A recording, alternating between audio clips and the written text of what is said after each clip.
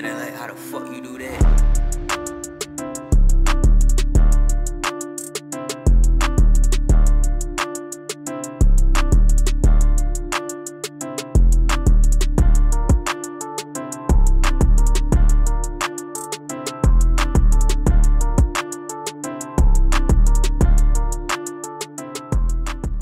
Allez, ben salut les gars, donc on se retrouve pour une nouvelle petite vidéo. Donc cette fois-ci je vais essayer de partager un peu plus avec vous mon approche en Grand Lac. Donc ces derniers temps ça fait quelques grands plans d'eau que je fais sur des pêches assez longues. Donc pas que je sois professionnel dans le milieu, mais j'essaie de vous faire partager mon expérience du mieux que possible. Donc durant cette vidéo, je vais vraiment essayer de rentrer dans les détails avec vous sur l'approche, vraiment le matériel que j'utilise, les erreurs à ne pas faire en Grand Lac. Donc là pour cette session, on est parti sur un de mes lacs favoris pour cette année, donc le mythique lac du Salagou. Donc je suis accompagné de mon ami Julien qui est juste derrière la caméra, donc on va faire une session à deux. On avait déjà fait une session sur le lac au mois de mai qui nous avait plutôt pas mal réussi, avec notamment un gros poisson qui s'approchait qui était d'ailleurs à 22 kg.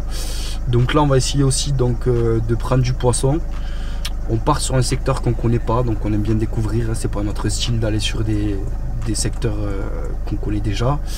Donc on va zoner un petit peu sur le lac. Je vais essayer de vous montrer les deux trois techniques qu'on met en place sur notre arrivée en Grand Lac.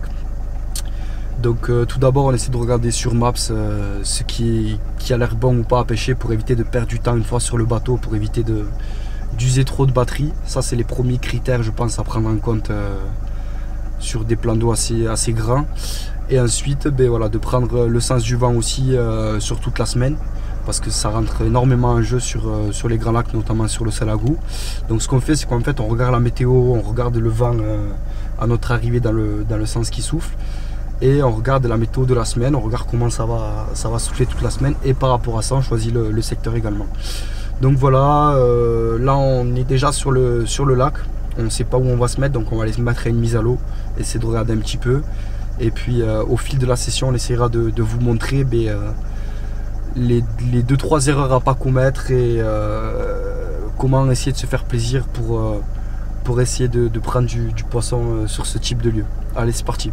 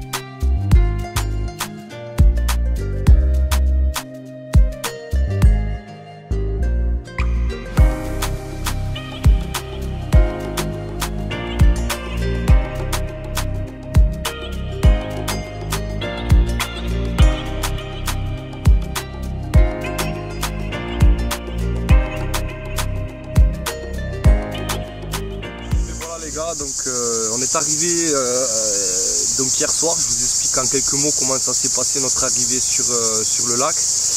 Donc après avoir cherché un petit peu en voiture des spots plus ou moins intéressants, on s'est aperçu en fait qu'il y avait énormément de vent sur le plan d'eau.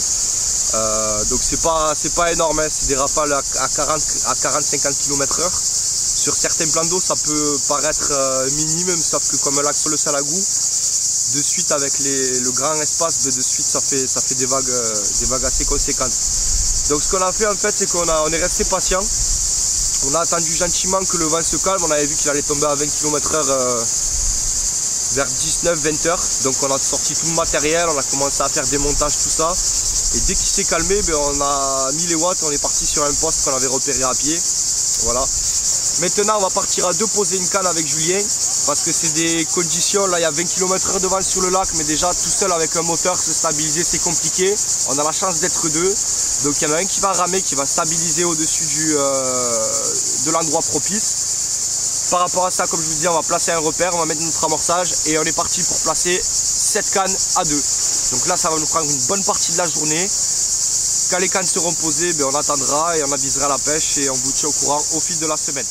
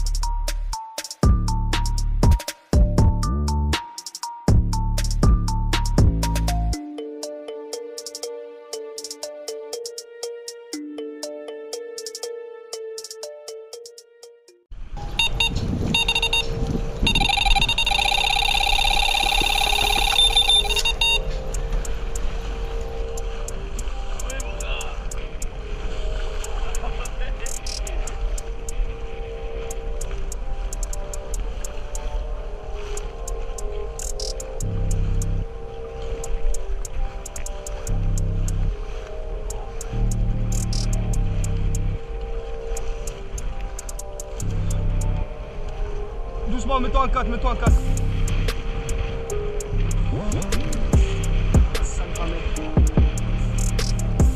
Ah.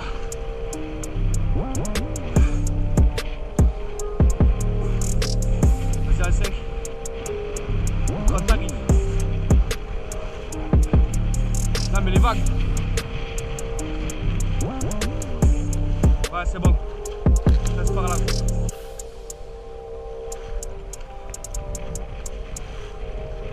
Au moins que ce soit sûr, c'est merde.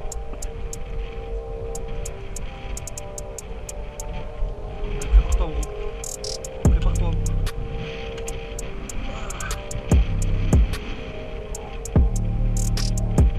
Mets là, mets une vitesse ou deux là. Mets-toi en 3 ou 4. Voilà, c'est bon, parfait.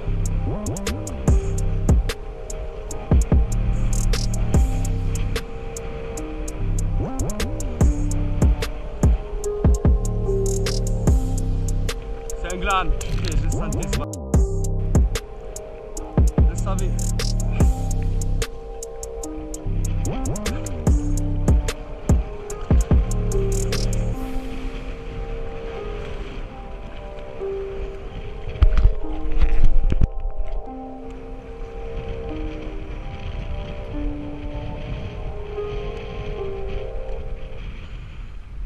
Je vais le présenter.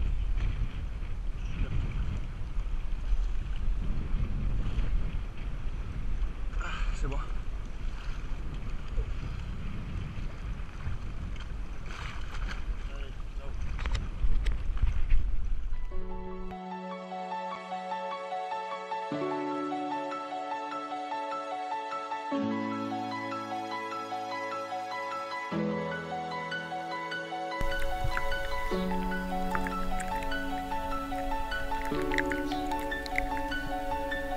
Mais les gars, voilà, matin numéro 2. Donc hier on a une journée très compliquée avec des rafales de vent qui n'ont cessé de souffler toute la journée. Donc on s'est contenté de placer une canne chacun uniquement à, on va dire à une centaine de mètres. Et après ce qu'on a fait, c'est qu'on a privilégié notre bordure parce qu'on a le vent qui nous souffle dessus depuis notre arrivée en fait. Et donc hier soir, une petite miroir qui est venue nous rendre visite pour débuter la session, donc c'est vraiment un plaisir. Je vous la présente, donc prise sur un petit stick de graines avec une trentaine de liver monster tout autour. Et des super poissons qui ont vraiment de l'avenir. Hop là. Voilà. Miroir en pleine forme qui je pense a le potentiel pour vraiment devenir bien grosse.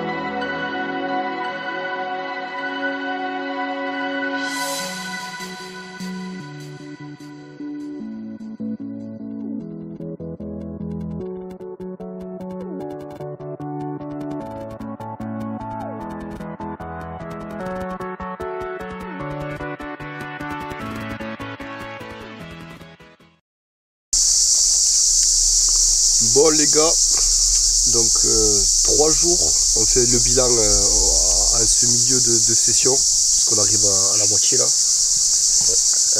sais pas ce que t'en penses, mais moi j'en retiens 3 jours, prise de tête. Prise galère. De tête, vraiment. Galère. Pourquoi on vous explique tout d'abord parce qu'on n'a pas eu de répit sur le vent, ça fait 3 jours que ça souffle constamment. Bon après c'est bon parce que c'est sur notre berge. Mais ça fait 3 jours que ça souffle constamment. Ce qui est dur, c'est de placer les cannes avec précision, sachant qu'on est quand même assez minutieux dans les déposes. Et ce qui est dur, c'est de placer les cannes et de mentalement ne pas exactement savoir, malgré qu'on fasse tous les efforts possibles, si ça pêche dans de bonnes conditions. Parce que comme on vous disait, on essaie de pêcher soit les trouées d'herbier, soit les sorties d'herbier.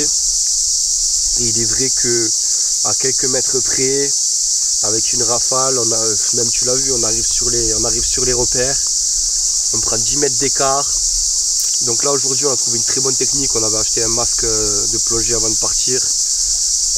Il y en a un qui met la gueule dans l'eau, carrément on voit des trucs qu'on ne voyait pas, parce qu'en fait avec le vent ça fait carrément des... Ça froisse l'eau. Ça froisse l'eau. Donc pour couronner le tout, ça a été un week-end, donc on est le week-end du 14-15 juillet. Avec beaucoup, malgré que les gens ne savent pas naviguer avec des conditions comme ça, ils vont se mettre à l'eau, ils tombent en paddle, ils nous prennent les repères. Là le gars de tout à l'heure, le mec il arrive sur un repère à nous en fait, sur son paddle, il le lève, il enroule, on va vers lui, il le casse en deux et enfin, des trucs de fou quoi, des trucs de fou. Donc c'est frustrant quand nous derrière on passe 2 heures à chercher, à racler, à mettre la tête dans l'eau avec un masque, à se faire dériver par les vagues. C'est frustrant que 10 minutes après, comme ce qui vient de se passer là il y a 1 heure de ça, un mec qui passe avec un moteur électrique et qui nous prend la treffe en fait. Donc tout ça en fait, plus le vent, plus les cigales derrière, après on n'a pas à se plaindre, on est au Salagou, on profite, on passe du bon moment. Mais on est là aussi pour pêcher, dans le concept, nous on est aussi là pour pêcher et on a été frustrés de ne pas pouvoir faire ce qu'on avait envie de faire. Donc là on sent vraiment comme une liberté en fait, on se dit ça y est, il n'y a plus de vent, je pense pas que dans la semaine ça va se relever, on a regardé, c'est pas un truc de fou. Ça devrait rester comme ça normalement. Donc là c'est peut-être une page de cette session qui se tourne, là on retient 3 jours difficiles, galère. Et là je pense qu'on va vraiment pouvoir, là on vient de poser les cannes dans le calme et tout ça, vraiment c'est autre chose. On voit le montage, on sait que ça pêche. Donc déjà mentalement tu sais que tu dors à tout moment, la canne part parce qu'elle est en train de pêcher, il y a un plomb qui tient au fond, il n'y a pas de bannière, il n'y a pas de... Voilà. Du coup voilà, on va continuer la semaine avec plus de confiance je pense et on vous tient au courant de comment ça évolue. Damn,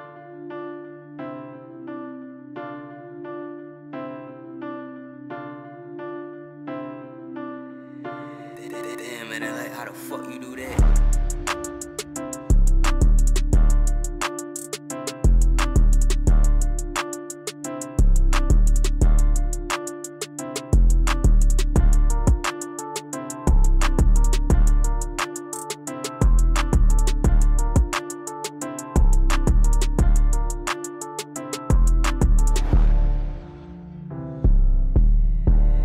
Damn, man, like, how the fuck you do that?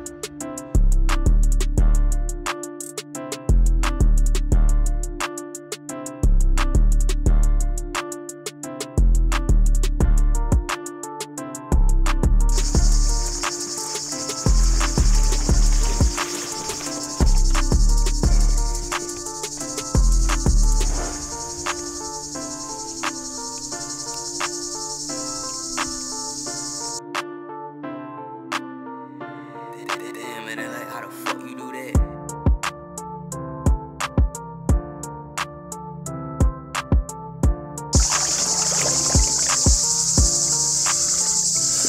Bon les amis, après 3 jours d'efforts intenses, à vraiment essayer d'être précis sur les déposes, tout ça, une canne qu'on est parti placer hier soir là avec Juju dans un genre de couloir, on va dire. On a vraiment trouvé un spot qui nous a paru sympa. De suite on s'est dit que c'était forcément obligatoire que du poisson y passe. On s'est posé la question hier soir de remorcer ou pas. On a laissé pêcher, donc ça faisait une nuit complète que ça pêchait, donc l'amorçage était fait, je pense, nettement lessivé. Et cette vieille commune qui est passée derrière tout le monde là pour nous donner un combat au réveil super sympa, qui passe la barre des 15 kg, commune de 16 kg exactement. Donc vraiment, c'est vraiment un pur régal. Vraiment l'objectif il est atteint là. Pour l'instant on était venu avec l'objectif de prendre un poisson chacun sur la semaine.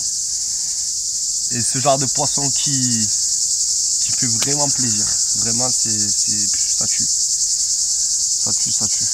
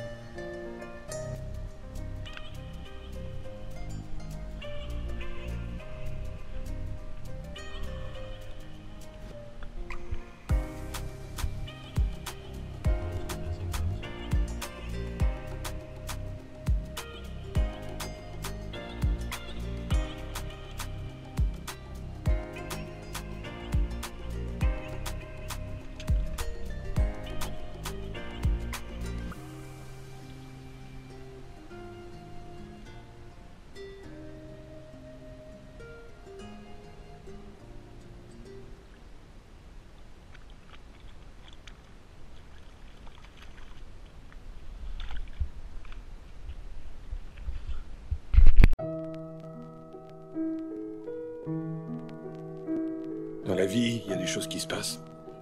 Parfois, c'est pas ce qu'on veut, mais elles le font. Et on doit juste faire de notre mieux et tourner la page.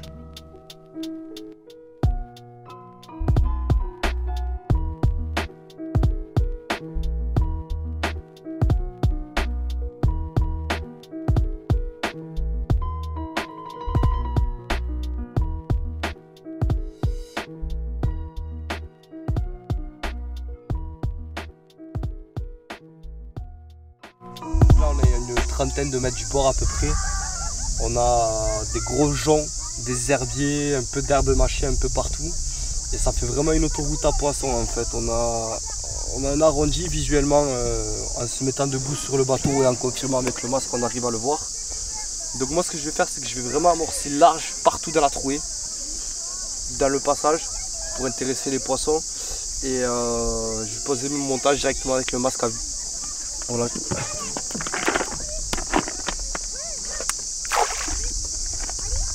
Alors j'y mets des petites pelles un peu partout pour faire chercher le poisson.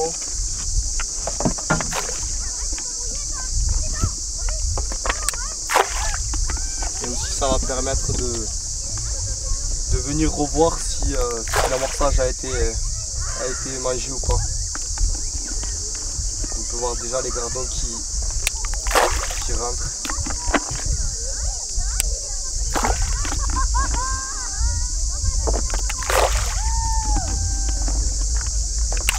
Voilà, on va laisser pêcher comme ça. Le montage, je vais le placer directement à la vue, là on y voit nickel. Alors j'hésite après parce qu'il y a une autre trouée ici. Donc je vais voir, on a encore 3 jours devant nous pour essayer de s'appuyer par rapport à ce qui ne marche pas.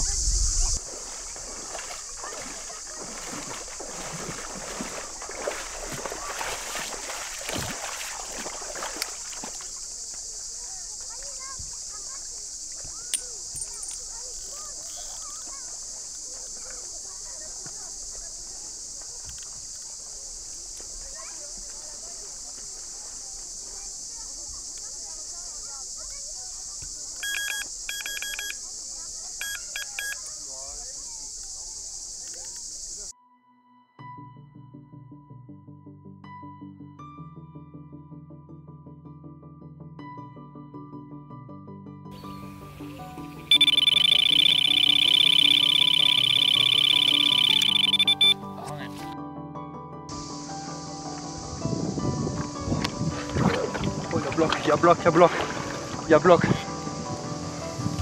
a bloc, les gars. Super miroir.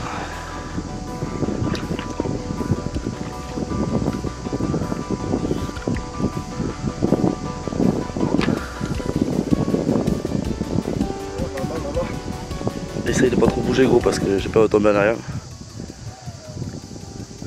Il y a bœuf. Il y a bœuf. Oh. Elle est trop tankée là.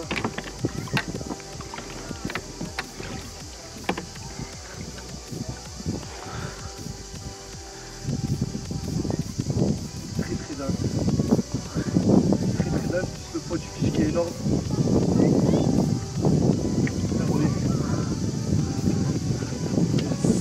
Sacré miroir les gars. Yes les gars. Yes. Super bœuf les gars.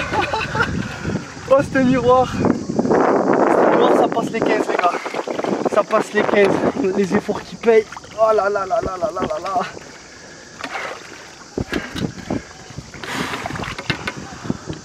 Oh. Ah yes mon poulet. Oh les gars, ça fait... Moi perso ça fait 3 ou 4 jours que j'ai pas fait de fiche. Hier pareil on a galéré au masque et tout. Toute la journée je me suis posé la question de si je reposais la canne ou pas. Je vous garantis qu'il y a un sacré bœuf les gars. Pleine journée, on n'y croyait plus trop. C'est un dégât. Les gars, le sale à goût, faut rien lâcher. Des fois, faut laisser pêcher même s'il n'y a plus d'amorçage, c'est une épreuve. Je pense que là, à la canne, ça fait peut-être 24 heures qu'il y avait l'amorçage dans l'eau. J'ai replacé hier soir, là, il doit être 15 heures. Et les gros poissons qui arrivent, les gars, on va peser ça parce que je vous garantis qu'il y a un bloc. C'est parti.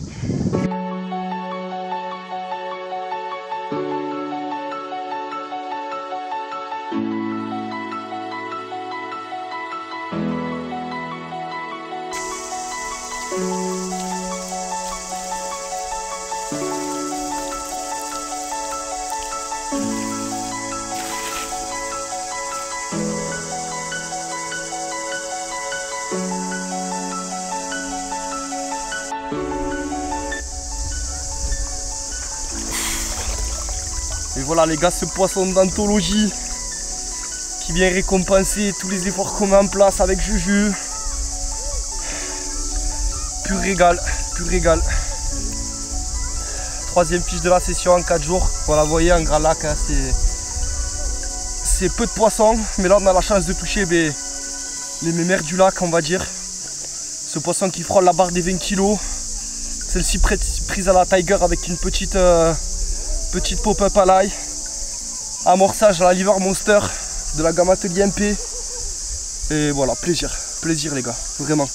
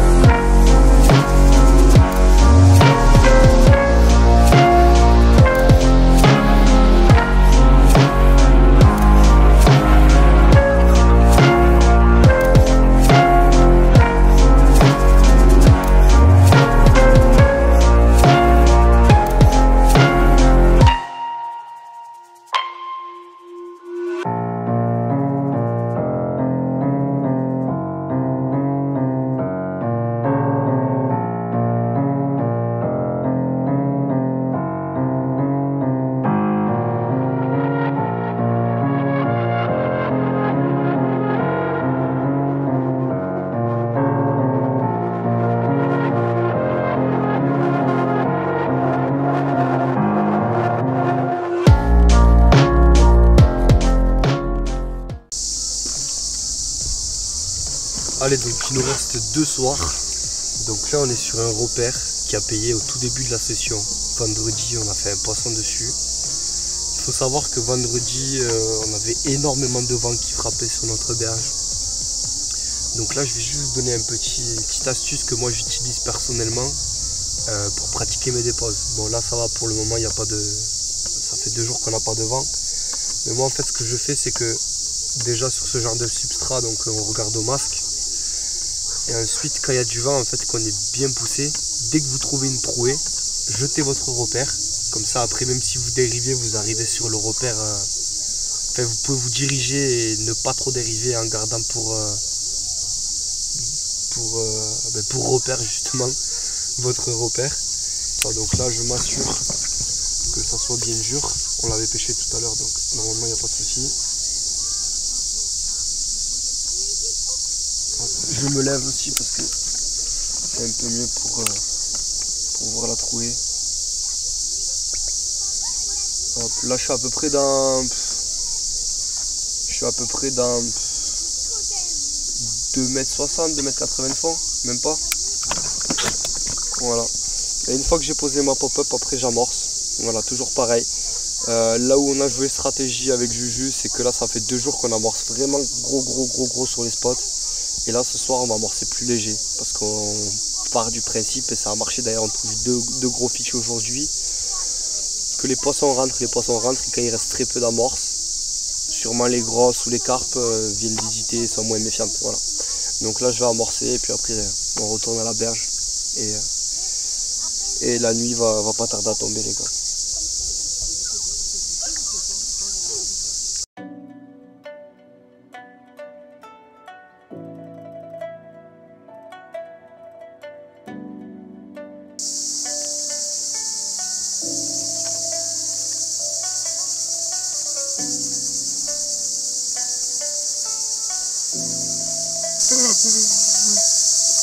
Oh bon, j'arrive là, oui. Je suis à la maison. Je suis au tapis. Pas de tapis, je suis.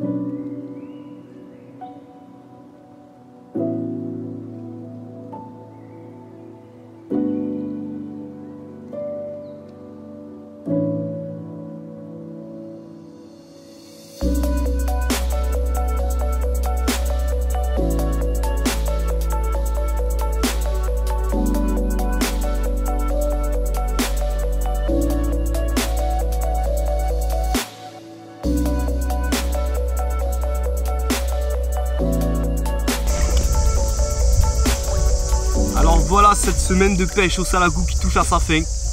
Donc c'est réussi pour nous encore une fois. On a fait 6 poissons exactement. Donc petit récapitulatif de la semaine. Ça a été très compliqué au début par rapport aux grosses rafales de vent qu'on a eu les 4 premiers jours. Et puis comme je vous disais au début de la vidéo, les pêches en grand lac c'est souvent des pêches à long terme. Donc on avait la chance d'avoir une semaine devant nous pour débloquer les touches. Et c'est ce qu'on a réussi à faire cette nuit. Je touche 2 petites miroirs supplémentaires sur des spots qui avaient été calmes depuis le début de la semaine. Mais comme je vous disais, à force de re-amorcer fréquemment, on a réussi à mettre les poissons en confiance sur nos postes. Voilà, petit truc à prendre en compte les gars, donc on a eu quelques contrôles. La pêche au salagou est en train de changer malheureusement cette année. Ils interdisent tout bivy, que ce soit journée comme nuit. Donc on est censé faire les nuits à la belle étoile. Voilà, donc ça c'est quand même assez compliqué pour nous les carpistes, sachant qu'on respecte plutôt l'environnement. Donc ça va y jouer, je pense que sur les années après ça va être compliqué. Donc je le répète, réchaud interdit, nuit à la belle étoile obligatoire. Et puis respecter vraiment l'environnement. C'est vraiment un très beau cadre qu'il faut respecter. Voilà. On vous présente ces poissons. Nous, voilà, on s'est fait plaisir en espérant vous avoir procuré aussi le plaisir durant cette vidéo. Et puis on se dit à bientôt pour de nouvelles aventures.